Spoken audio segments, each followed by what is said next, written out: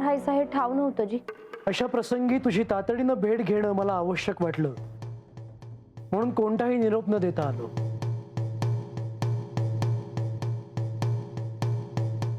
बाणाई, खंडेराय तुला भेटून गेले असं समजलं.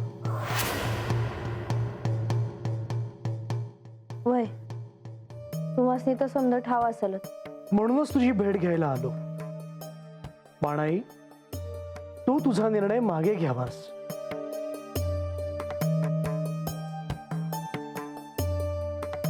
म्हणजे तुम्हासनी बी असंच वाटतंय वय? बाणाई, तुझ्या या निर्णयामुळे सगळ्यांना दुःख होत आहे. तू जेजुरी सोडून जाऊ नये असंच सगळ्यांना वाटत आहे. पर म्हाळसा दिवसनी कुठं असं वाटतंय? त्यासनी तर आनंदच होईल मी हातनं गेले तर. म्हणून तू हा निर्णय घेतला आहेस का? नाही जी, त्यामागही एकलंच कारण नाही. पण मलाच आता हत राहायचं नाही. मी ही जेजुरी सोडून गेलेलंच बरं आहे. आता तुम्ही बी मला नगा थांबवजी. मी जाते जेजुरी सोडून.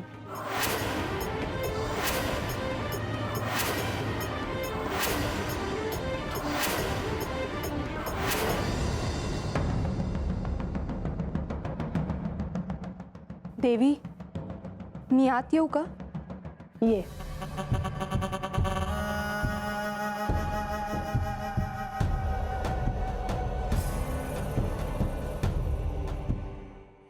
देवी, आपण सांगितल्याप्रमाणे मी सगळीकडे लक्ष देऊन होते.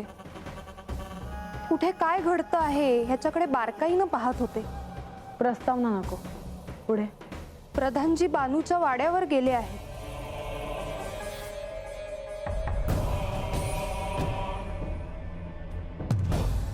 कधी? बराच वेळ झाला. म्हणजे गड उतरून ते कुठे जाणार आहेत हे काही माहीत नव्हतं. ते वाड्यात गेले आणि मी इथे सांगायला आले. आणि तिची काय वार्ता? ती तर निघायची तयारीच करते आहे, पण इथून काहीही घेऊन जाणार नाही असं तिने ठरवलंय. इथून जाईपर्यंत सगळ्यांची सहानुभूती ती मिळवणार. दुसरं काय येतं तिला? देवी, अजून एक सांगायचं होतं. सांग. आपण तिला इथून जायची आज्ञा दिली, ही वार्ता आता सगळीकडे पसरू लागली आहे. प्रजेतले लोकही तिला भेटायला येतील असं दिसतं आहे. चालायचंच. या म्हाळसापेक्षा बानूचं दुःख लोकांना मोठं वाटत असावं.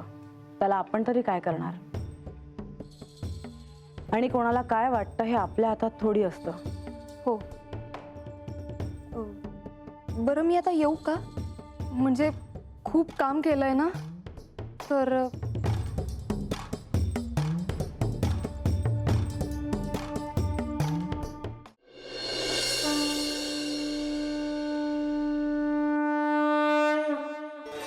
वयजी, मी चालले आहे ही जेजुरी सोडून. बाणाई, श्री खंडेरायांना प्राप्त करून घेण्यासाठी तू कठोर अशी साधना केलीस. आठवती साधना. अत्यंत खडतरसा प्रवास होता. मग तू केलेले हिंदोळा व्रत असो किंवा सुगंधी जलाचे व्रत असो, तू रानात एकांतात जाऊन केलेले त्यांचे पूजन असो किंवा हळदीचे शिवलिंग करून त्याची केलेली पूजा असो, हे सारं सारं तू केलंस केवळ श्री खंडेरायांना प्राप्त करून घेण्यासाठी. बाणाई, तुमचे मिलन व्हावे म्हणून श्री खंडेराय श्री म्हाळसा देवींच्या शापाला सामोरे गेले.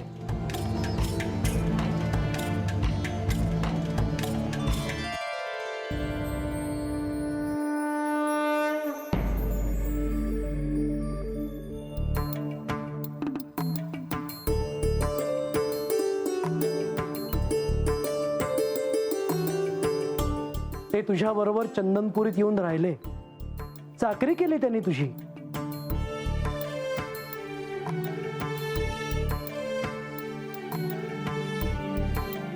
पण त्यांनी तुला कधीही अंतर दिले नाही आणि कधी देणारही नाही. हे सत्य सगळ्यांना स्वीकारावं लागेल की श्री खंडेराय आणि तू कधीही विभक्त होणार नाही, कारण त्यांनी तुझ्याशी विवाह केला आहे. पत्नी म्हणून तुझ्या दायित्वाची त्यांना जाणीव आहे.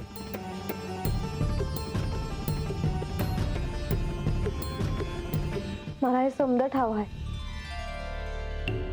पर ह्याच समद्याचा त्यासनी त्रास न व्हायला म्हणून मी त्यांच्यापासून लांब चालले आहे.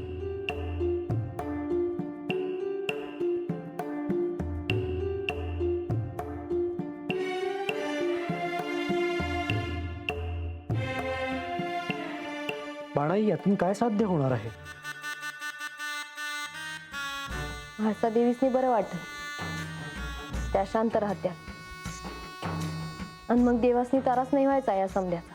बाणाई, तू लांब गेल्याचं दुःख त्यांना होईलच, ते कसं टाळता येणार आहे? तू हा निर्णय घेण्याआधी त्यांना काय वाटेल याचा विचार करायला हवा होता. देवा, यासनी त्रास नग म्हणूनच मी हात न जाते आणि म्हाळसा देवींनी सिंहासनावरच्या अधिकारावरनं मला ही आज्ञा दिली आहे. बाणाई, त्या जेजुरीच्या साम्राज्ञी आहेत म्हणून त्यांनी हा निर्णय घेतला खरा, पण हा निर्णय कोणालाही आवडला नाही, श्री खंडेरायांना देखील. म्हणून ते तुझी भेट घ्यायला आले. त्यांनी तुला समजावलं तरी तू हा निर्णय घेतलास. माझ्याकडे दुसरी वाट नाही जी.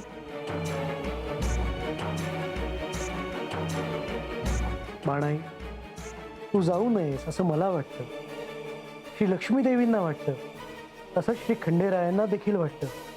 तुझ्या या निर्णयामुळे सगळ्यात जास्त दुःख हे श्री खंडेरायांना होणार आहे.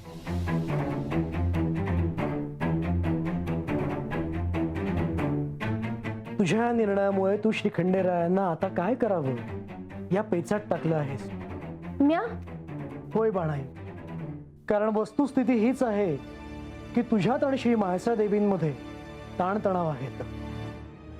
श्री खंडेरायांनी तुझ्याशी विवाह करण्याआधीच तुला सांगितलं होतं की त्यांचा विवाह श्री म्हाळसा देवींशी झाला आहे. तरीही त्यांनी तुझ्याशी विवाह केला. इतकंच नाही तर ते तुला इथे गडावर घेऊन आले. श्री म्हाळसा देवींनी तुला गडावर प्रवेश नाकारला म्हणून त्यांनी तुला हा वाडा बांधून दिला.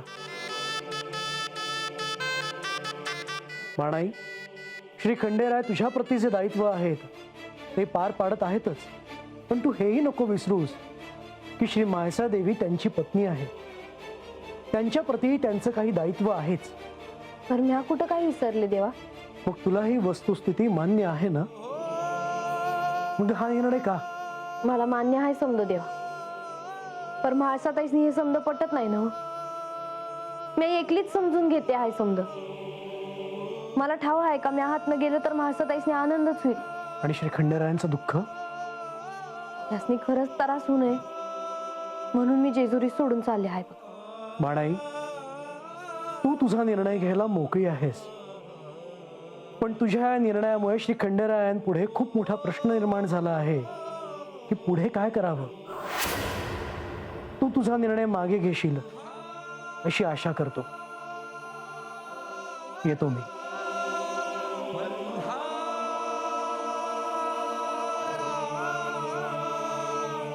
खंडेराया माझा घास मल्हारी, खंडेराया माझा पाणी मल्हारी, खंडेराया माझा ध्यास मल्हारी. मला उद्याच्याला जायचं आहे. म्हणजे जीव धोक्यातच घालायचं ठरवलंयस? देव हाय तरी बी जेजुरी सोडून जावं लागतं या नवा. हा, ते मी ठरवलं आहे. देवानी मला नाही सांगितलं काय. माझ्या कानावर जी वार्ता आली त्या संदर्भात मला तुमच्याशी बोलायचे आहे. कोणती वार्ता? बानूने तुम्ही सांगेपर्यंत जेजुरी सोडून जाऊ नये असा निरोप तुम्ही तिला पाठवला आहे, हे खरं आहे का? होय, मी बानूला तसा निरोप पाठवलाय.